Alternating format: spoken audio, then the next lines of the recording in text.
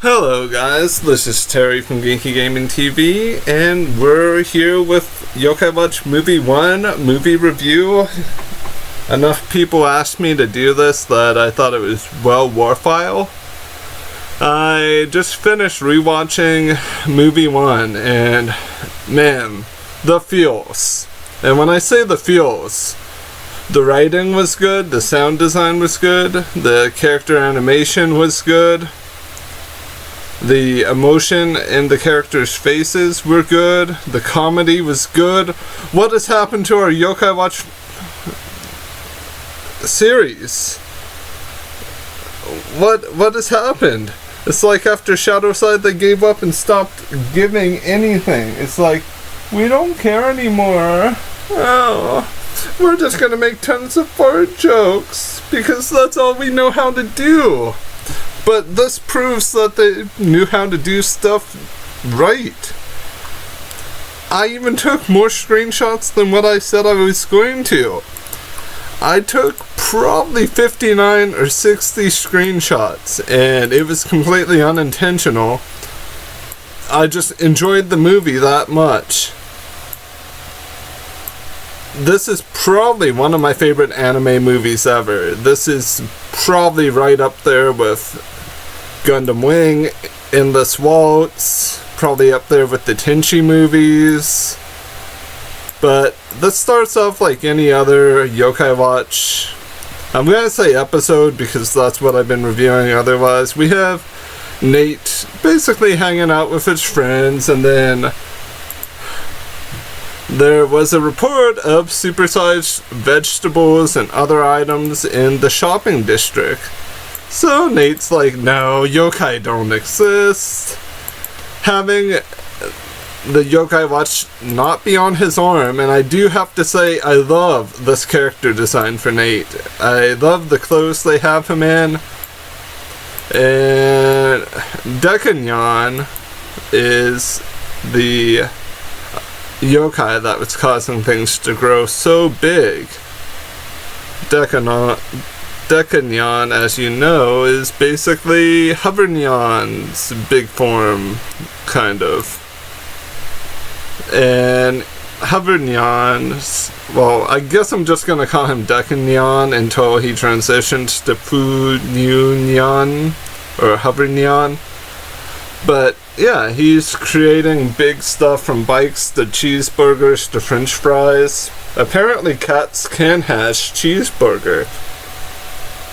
So he zapped him with his nose, well, he zapped Shonen Beat, I mean Nate, Keita-kun, with the nose ray, allowing him to remember a useless, garbage, idiot yokai. I mean Whisper. And the only reason I'm saying that is you guys see the signs that are like attached to Whisper. So it's kind of funny. I love the Shonen Beat joke going on, and I love all of the Kamen Rider references. I love the fact that both Nate and Jibanyan take themselves seriously to a certain extent. And of course we have Kengen and Do. Yeah, gold, silver, and copper.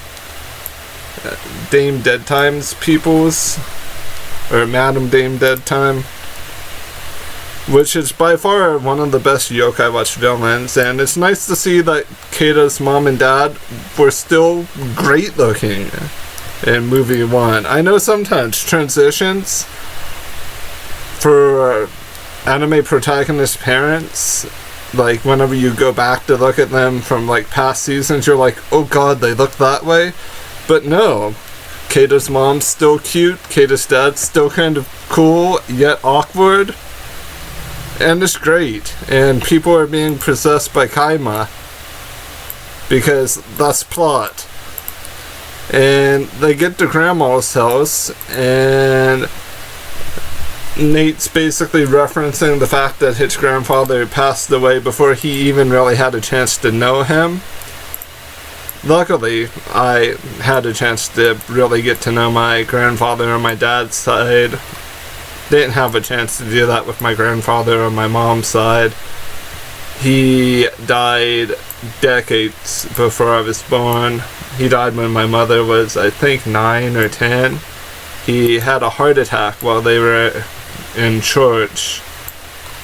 So, that's sad. But the whole not having the opportunity to know someone thing is really, really rough. But this all aims to us meeting Havernyan after they essentially remove the plug from Dekanyan's butt and he farts and becomes Funyunyan. And then they go back in time all Doraemon style with a reverse stone. And I love the fact that the show does not, or the movie does not mind breaking the fourth wall with like references that don't actually truly shatter the fourth wall. Because Doraemon will be a big show or a big reference no matter what. We all know that. It's a cool show. I should be reviewing Doraemon, but I don't have time to review hundreds of thousands of episodes because Doraemon is great. So we travel back in time and we meet Kamen Rider Guts, and we also see the gusty, straightforward Pow Lunch. And Kamen Rider Guts, or Guts Kamen, quickly destroys the Kaima and talks about how Funyunyan isn't his friend, even though Funyunyan or Havernyan is his friend. Kengen and Do observe all of this going on. Something about chili sauce or chili powder being infused into his bat. We also get the plot device Marble. Stuff just kind of transitions on. They go back to Kamen Rider Guts' treehouse, or Keizo's. And we also get to see Keizo's girl, Yukiepi? I can't remember her name, but I think that's what it is. But, guys, she sounds like Natsume. Maybe the same voice actress or similar voice actresses. But it's like really familiar. It's like the first time I heard her say anything, it's like Natsume voice. Guys, I miss Natsume. Maybe she was the girl we're waiting for. I kid. But her voice is amazing. Whoever the voice actress for Yukipi is also really good. Keizo's voice actor was really good. And you can tell this was when Keita or Nate's voice actor cared, because now he kind of doesn't. You can tell in his vocal tones. So, Shonen Beat jokes continue, even though Nate's like, I am not Shonen Beat. I would want to be Shonen Beat, because look, Nate looks cool as Shonen Beat. He looks kind of lame now in the series. He's like a Lola, that Ash Ketchum. Oh no, Nate's gonna win the Yokai League Championship. Oh wait, Yokai Watch 2019 doesn't have a plot, so there's nothing to be won or lost. I just made myself feel bad. But the movie transitions on. We get a montage of posing, we get a montage of exercise and training.